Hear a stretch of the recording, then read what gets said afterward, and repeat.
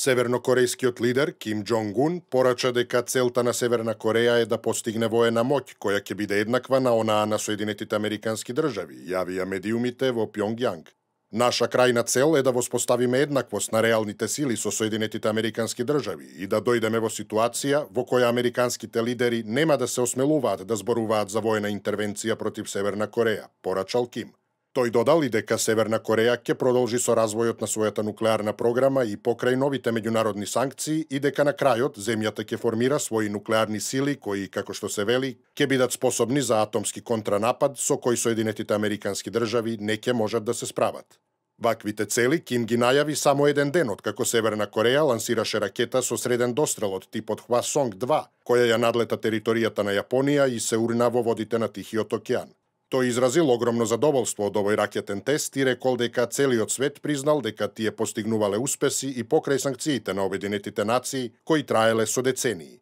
Во петокот Северна Кореја изведе второ лансирање на ракета кон Јапонија за помалку од еден месец, пошто Соединетите Американски држави објавија дека имаат подготвен план за воена акција против Северна Кореја, бидејќи трпението на дипломатијата се ближи кон крајот. Советникот на американскиот претседател за национална безбедност Херберт Реймонд Мекмастер изјави дека Соединетите Американски држави се доближуваат до границата на она што санкциите и дипломатијата можат да го постигнат кога станува збор околу воздржувањето на севернокорејската нуклеарна програма.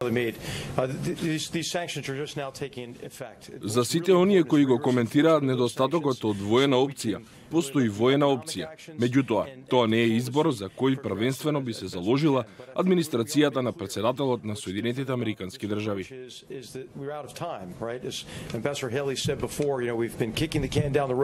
Од друга страна, Кина и Русија го отфрлија повикот од САД да преземат директни акции против Северна Кореја и го повикаа Вашингтон да преговара со Северна Кореја за намалување на заканата. Советот за безбедност на Обединетите нации остро ја осуди новата севернокорејска проба со балистичка ракета над Јапонија, оценувајќи ја како мощне провокативна, се наведува во декларацијата, која е едногласно одобрена на вонредната седница на Советот за затворени врати и го повика Пјонгјанг веднаш да преземе мерки со кои ќе ја покаже својата посветеност кон денуклеаризацијата на Корејскиот полуостров. Во соопштението по вонредниот состанок на Советот за безбедност се наведува дека сите 193 членки на Обединетите нации мораат во целост, сеопфатно и веднаш да ги применат сите санкции на Обединетите нации.